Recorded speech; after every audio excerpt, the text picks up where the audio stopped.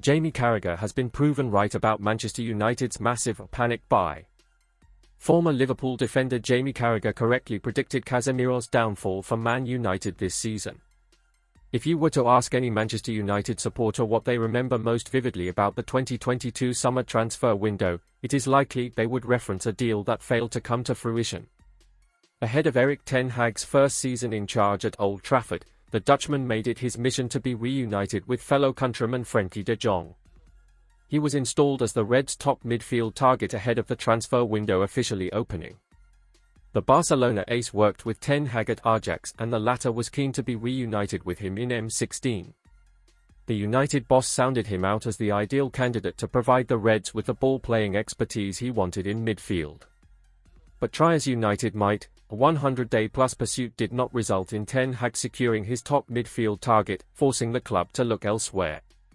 Despite the differences in profiles of the players, United turned to Casemiro, signing him from Real Madrid for an initial fee of £60 million. As much as United needed a world-class destroyer, their decision to change tact and identify Casemiro as their primary midfield target after their hopes of signing De Jong failed was somewhat rash.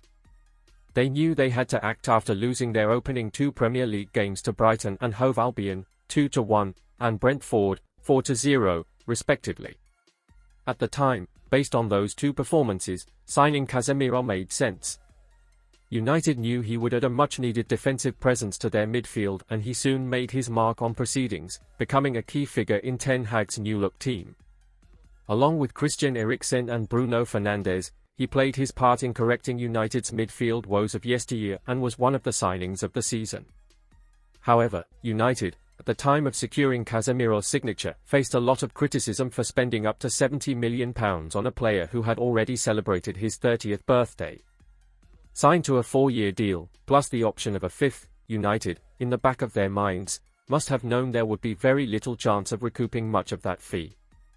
Less than 2 years on, they will struggle to command half of it if they decide to cash in this summer. The Brazilian has regressed at an alarming rate this season, with his performance in Saturday's 2-2 draw with Bournemouth another stark reminder of United's need to sign a new midfielder ahead of next season. He is a shadow of the player he was, and it is no surprise that he could leave. His sharp decline this season, however, won't have come as a surprise to Jamie Carragher, with the former Liverpool defender expressing fears about his age after United's first match of the season back in August. He also described him as a panic buy. Penning his column for The Telegraph at the time, Carragher said, "I never believed Casemiro would be value for money. Not because there is any doubt that he has been a world-class player, but because he is at a stage of his career when he cannot fully repay United's massive fee.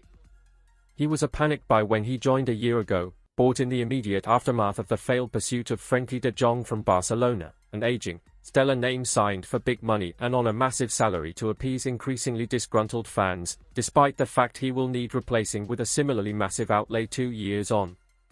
He is precisely the kind of signing United have been moving away from this summer as they look to the future." Carragher, 2 months later, expressed more concerns about the Brazilian. "I think Casemiro's legs have gone," he told Covering Liverpool. "I noticed it last season at Anfield and I didn't like what I saw. It took me back to watching Fabinho last year for Liverpool. I want to be the first to say it, I don't want to say it when everyone else is saying his legs have gone." Based on the evidence that has been on show this season, Carragher is not far wrong. Casemiro's regression has been one of a rapid decline, meaning United must strengthen the number 6 position as a matter of urgency this forthcoming summer.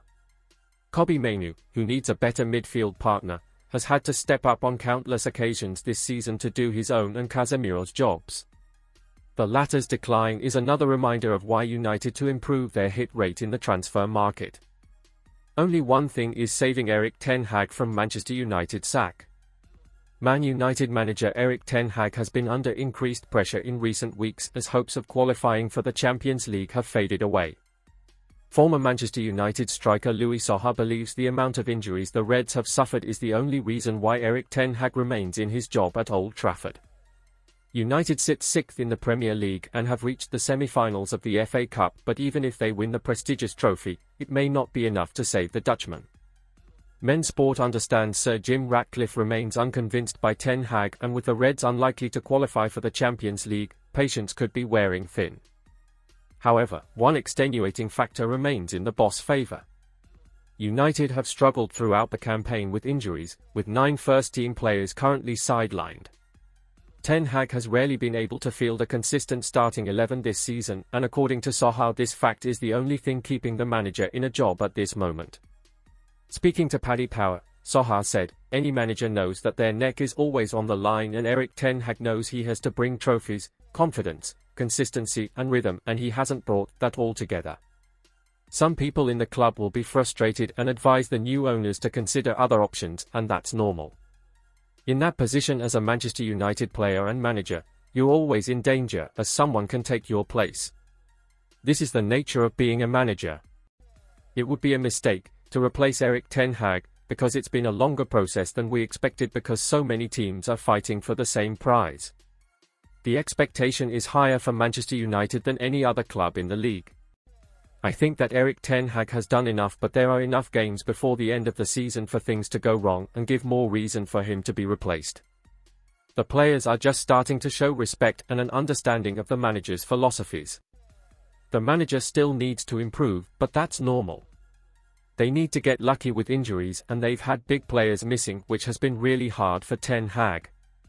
Considering that, he's done okay, so if he had the full squad the whole year, he would have been sacked. Sir Jim Ratcliffe's Man United rebuild at risk of delay if Erik Ten Hag fails on key target. Manchester United's failure to qualify for the Champions League next season would be tough on the club's finances, harming Sir Jim Ratcliffe's plans on and off the pitch.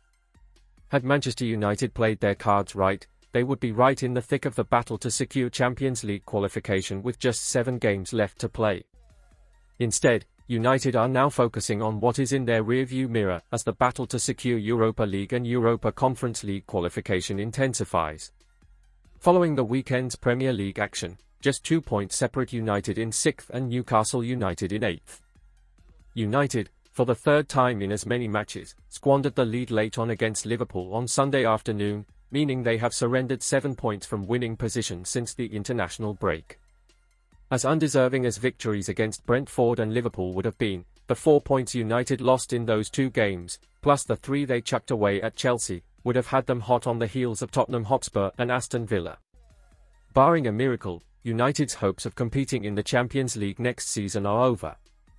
Even if the Premier League is awarded a 5th Champions League spot for 2024-25, United are going to have to make up 11 points on both Spurs and Villa and hope at least one of them has a torrid end to the season. After fighting so relentlessly throughout 2022-23 to secure Champions League qualification for this season, few would have anticipated the possibility of European football being staged at Old Trafford on Thursday nights again quite so soon. Whether it is the Europa League or the Europa Conference League that United participate in next season, it is going to have a significant impact that Sir Jim Ratcliffe and Erik Ten Hag could do without. Following confirmation of his minority investment in the club in February, Ratcliffe went on record stating the importance of securing Champions League qualification for next season. He pinpointed the benefits competing in Europe's premier club competition bring financially. "We really want to get into the Champions League next year. It's quite important for FFP, financial fair play," Ratcliffe told the BBC. "It's a 2 to 3 season challenge to get the organisation and environment right to produce results. The advantage of having Champions League football on offer also makes any club a more attractive proposition for potential signings." Ten Hag, towards the end of last season, admitted securing Champions League qualification has its perks in the transfer market. For Ratcliffe, though he will no doubt be mindful of Ten Hag's admission,